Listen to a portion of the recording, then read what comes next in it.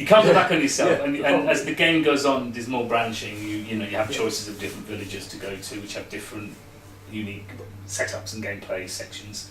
But you're right. I mean, if you think about when you drive a car, you're on a huge rail, which is called a road system. Yeah. So all we've done is we've built a road system. The important reason to push you forward is the game is a linear storyline. Yeah. We wanted to craft a really strong story. This isn't a conventional RPG where you can play off, if you like, off-piste and sandbox. This is meant to be keeping the story very, very sharp and very focused and cinematic. So if we suddenly have this important storyline, like Teresa saying, we have to get to the colour skate, and you go, well, I'm just going to go and drift over here for about an hour or two, and then you're going to forget the moment. So like there were issues like your horse is poisoned. You've got to go. So this is a very no thanks. I'll go off and. So it's a very deliberate ploy to make a different type of game. This is much more an action-adventure game with a linear story. But there are some optional story elements you can stop and unlock by stopping at some of the optional stops and going off. The glowing rings. Yeah, they're all over. The more and more they'll appear in the game, and you can stop or choose not to. That's up to you.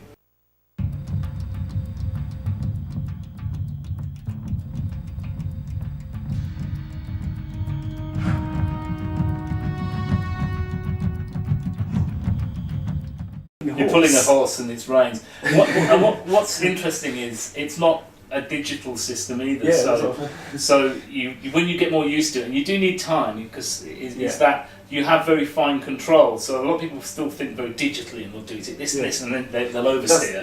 That's why I keep going. Oh, I crashed into a rock. So basically, it's just you have fine tune on it, and I think. And it depends on the speed, doesn't it? As well? It does depend on the speed because we absolutely change the amount of turn on the horse depending on the speed you're going. It depends on the conditions. It depends on the road conditions. So we've built all these different surfaces into it because later on in the game, when we expect you to be a little bit better with your horsemanship, we're going to put you through a lot more challenge of the world you're in because you can die in this Fable. You can come off the cliffs. You can. Oh, you can. You can. Oh, right. You can die. You can do off the cliffs. Yes, if you don't make the turn. We make sure not every single edge is a sheer edge, but there are enough sheer edges. In fact, Xbox pause.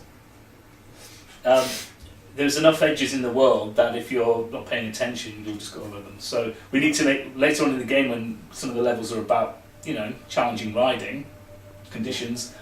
We want to make sure you look. So when you first showed it as well, it was you. I think people on you said, "Oh, don't worry, you can't fall off the edge." Oh, now you can.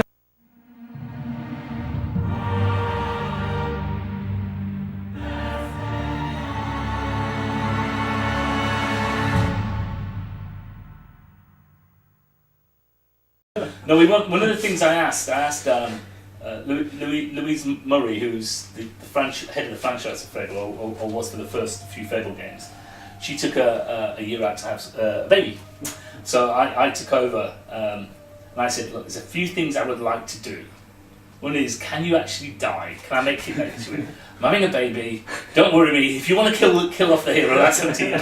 But I just wanted to because I think he's not part of the bloodline. He's human and he has vulnerabilities, and I just wanted him to feel ultimately vulnerable. And the only way you can do that is he can die. So it's good to see you haven't died yet. If you want to test that out, you can do after this. We don't punish you too much. As you probably saw, there's plenty of save points, and we probably put you back a few minutes. But I just think that sense of vulnerability is quite important.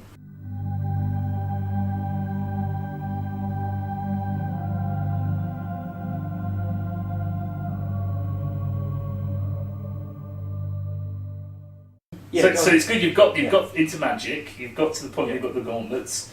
You've done a very light, simple, very little rock knights. Not too difficult. Now we're going to start. When you get back to playing after this, you're going to start meeting bigger creatures, more challenging creatures, and you can then start. Skeleton knights in the demo. Yes, they're the hollow men, and the ones that look like knights are actually the elites, and there are different ways to each of these different creatures. You need to use appropriate magic on because certain spells they're more susceptible to. So you need to play with your magic, and we definitely make you dual wield. I noticed that thing where it's like you've got to do the bridge with both hands. Like what? Yeah. Well, later on, we're just introducing that because there'll be many things coming at you.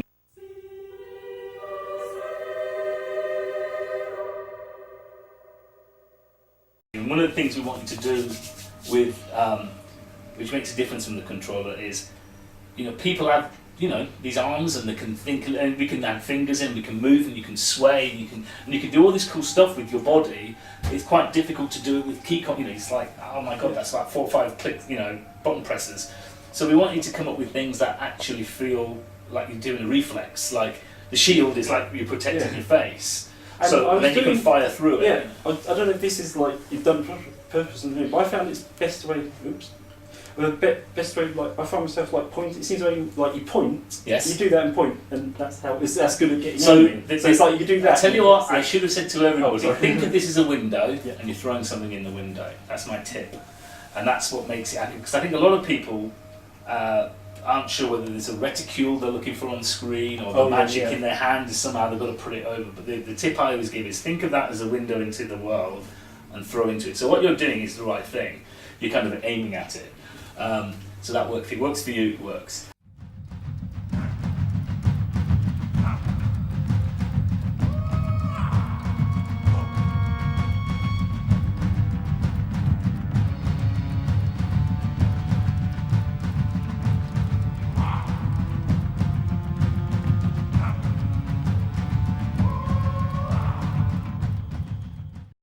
No, absolutely. I mean, I think you'll get to see bigger, more interesting creatures shortly, and you'll get to realise that. Have you actually upgraded yet, by the way?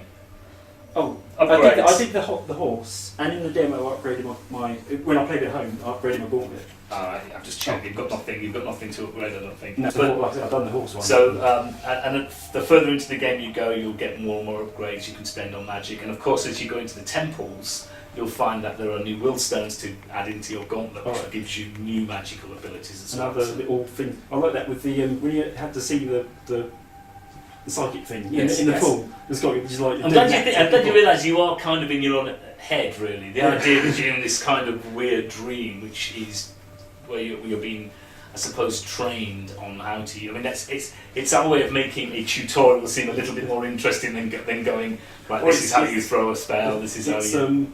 Luke Skywalker with Yoda. Yes, do these it is exactly it. I mean, that's just the classic kind of hero's journey.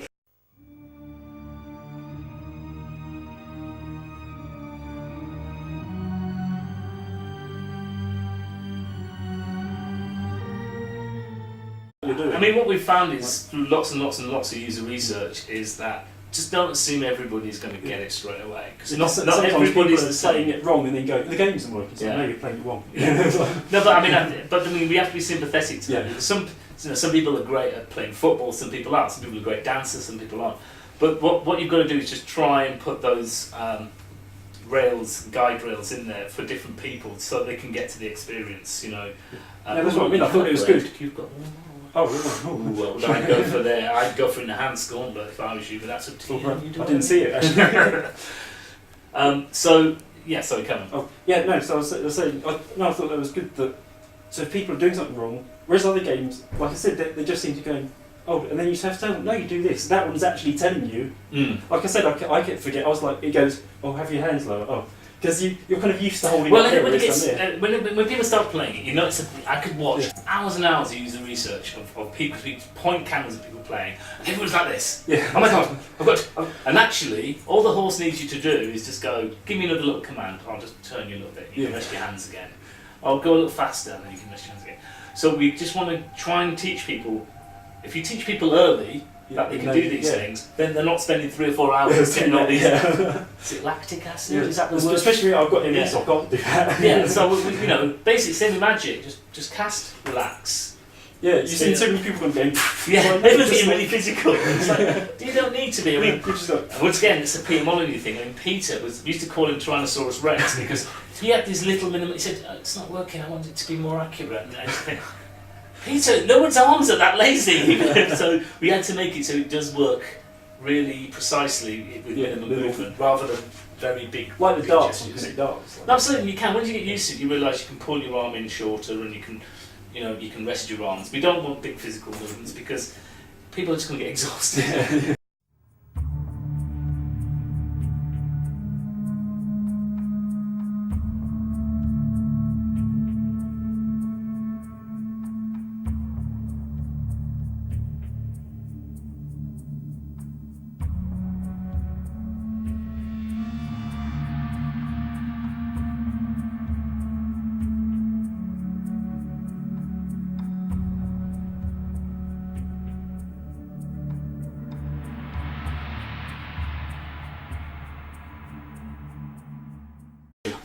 They are mainly motion based. There is some voice activation involved. I won't spoil it too much, but voice is used in some ways. But generally, you're moving flit switches around and trying to move them around classically in a Fable way. So it's to try and open vaults by working out orders of events and those kind of things. But there's combinations of all sorts of different things. And they're mainly in temples. All right. Because I was thinking of as well as like what do you call them? Point and click adventure. Do you have any of those? You got to click this and put it here or not? No, it's mainly moving the flit switch to the next point, and that opens up and activates the next puzzle. So, for example, there's a dungeon called the Forge of Fire, and to move through the dungeon, you need to activate and open a number of different pulley systems and cogs and wheels, and it's an old sort of Victorian foundry. So we are moving more and more towards the Victorian era as you move through the game. And to activate all the machinery, you move this flit switch around. So you've got to work out how to get it through different doorways and things. So you're moving things around. Where you have to move the ears and do you know what? Perfect, and that's perfect. Crystal Kinect. Oh no, I thought you were going to say somebody's got to get a license for that for the Kinect. Crystal Maze Kinect. Basically, not that I would admit to ripping Crystal Maze off, but something similar to Crystal Maze. Yeah, absolutely, that kind of thing. So I'd love that on Kinect Crystal, an actual full Good work, wouldn't it? Brilliant. Well, we have something very similar in the puzzle, in the dungeons. The other one I was thinking is Nightmare. Nightmare would be brilliant. So of course, I'm not going to say on camera that anything has been ripped off. No, I mean, somebody should make a Nightmare game. So, and that just breaks up the gameplay because fighting with magic's cool, the travelling and all that kind of stuff. Cool. We needed other elements there and puzzle solving.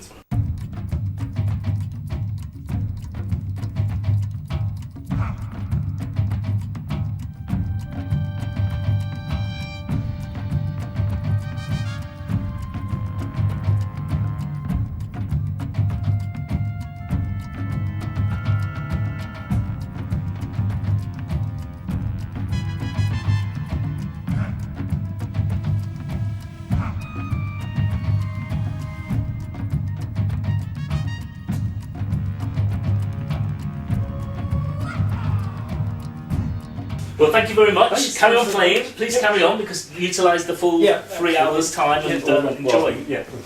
Great. Cheers.